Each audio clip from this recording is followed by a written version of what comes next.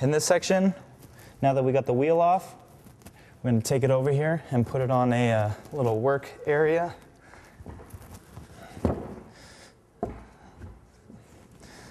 So now we can check out the wheel, make sure nothing's, you know, super bent or anything. Check the rotor, make sure it doesn't look bent or you know, what you like to do is run your fingernail across it. And if you run your fingernail across it and your fingernails is like actually falling into little divots in there, then the rotor's bad. Because what's happening is little pieces of dirt and rocks and everything are getting in there and it's grinding these grooves in there, and that's going to just cause heat and friction, and it's just not good for brakes. So these ones look pretty good, but we're going to go ahead and replace them. We're just going to take these off real quick and get them switched out.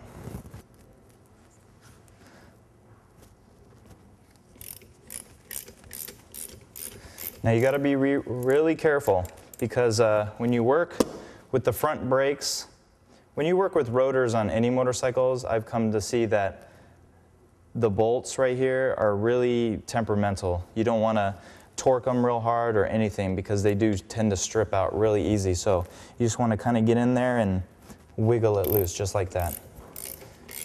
Because if you're unbalanced and you just yank on it, you can strip it out and then you're never getting that thing out.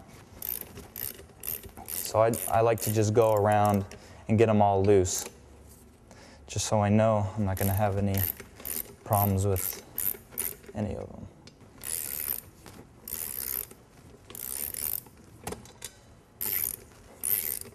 Normally when you work on bikes, unless it comes to like internal parts or anything, I use all hand tools. Just do it all by hand. You start putting, because a lot of the bikes are aluminum, and you start using air tools and stuff, you're gonna strip something out.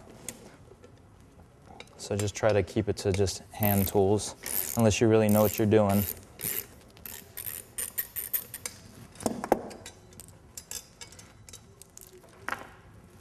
And then bam, that's the old rotor right there. So we'll just get ones that are, now you have a couple options when it comes to rotors. You could either get the same factory replacement, which would be something just like this, or you could step it up to a, you know, wave rotor or cross-drilled slotted rotor, lighter rotors. A lot of different companies out there make and specialize in brake rotors for bikes, because it's very important on the bike. In this case, we're just going to switch them out with some factory style rotors, and what you're going to need is basically the new rotor, and you're going to need Loctite, and in this case we're going to use blue Loctite, and that's pretty much all you're going to need to do a rotor change.